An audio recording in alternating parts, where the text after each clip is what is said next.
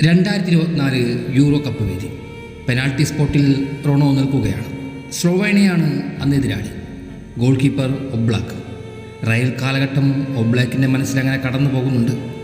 അയാൾ ഭയപ്പെടുത്തിയ രാത്രികളും കെടുത്തിയ ഉറക്കമെല്ലാം ഒബ്ലാക്കിൻ്റെ തലച്ചോറിൽ അങ്ങനെ തെളിഞ്ഞു വന്നു. അതെ, പക്ഷേ റൊണാൾഡോയ്ക്ക് പിഴച്ചതോ അതോ ഒബ്ലാക്ക് തീരുമാനിച്ചുറപ്പിച്ചതോ? പോസ്റ്റിൻ്റെ വലത് സൈഡിലേക്ക് എടുത്ത ഷോട്ട് ഒബ്ലാക്ക് തട്ടി അകറ്റുന്നുണ്ട്. ലീഡും വിജയിക്കാൻ കഴിയുന്ന നേരവും അയാൾക്കെതിരെ നിന്നു.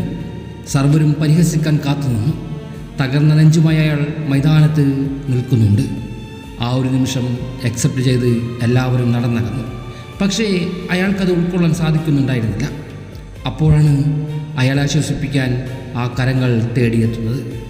അയാൾ ആ മനുഷ്യനെ ആശ്വസിപ്പിച്ചു, കെട്ടിപ്പിടിച്ചു.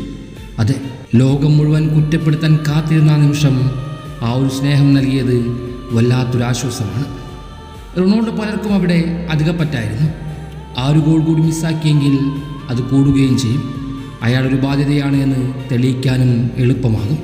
പക്ഷെ മത്സരം പെനാൽറ്റിയിൽ വിജയിച്ച് ലോകത്തോടും തൻ്റെ ടീമിനോടും ആരാധകരോടും അയാളെന്ന് കൈകൂപ്പി തൊഴുന്നുണ്ട്.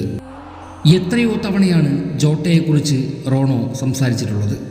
ഒരിക്കൽ പെപ്പയോടാണോ ജോട്ടയോടാണോ ഏറ്റവും കൂടുതൽ ഫ്രണ്ട്ഷിപ്പുള്ളത് എന്നൊരു ചോദ്യത്തിന് മുന്നിൽ ഉത്തരമില്ലാതെ കുഴഞ്ഞു നിൽക്കുന്നൊരു കാഴ്ചയുണ്ട്. ഇന്നയാൾ റോണോയ്ക്കൊപ്പമില്ല. പോർച്ചുഗലിനെ ജേഴ്സി ഉപേക്ഷിച്ച് അയാൾ എന്നേക്കുമായി മടങ്ങി. ഒടുവിൽ കണ്ടത് ആ നാഷണൽ ലീഗ് വിജയിച്ച് ആഹ്ലാദിച്ച് ആനന്ദിച്ച് നിൽക്കുന്ന കാഴ്ചയാണ്. ശേഷം കേട്ടത് മറ്റൊന്ന്. 2026 വേൾഡ് കപ്പിൽ പോർച്ചുഗലിൻ്റെ യാത്ര വെറും പേപ്പറിൽ മാത്രമാണ്.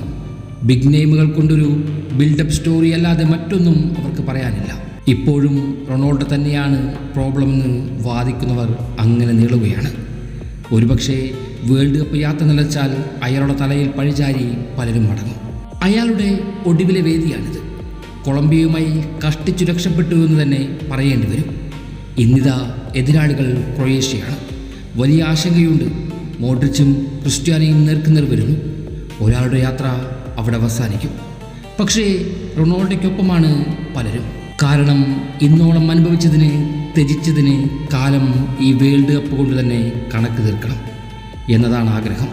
പക്ഷേ അത് നടക്കുമോ എന്നറിയില്ല.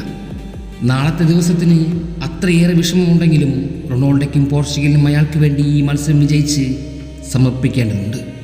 അതുകൊണ്ട് ക്രൊയേഷ്യയെ മറികടക്കണം.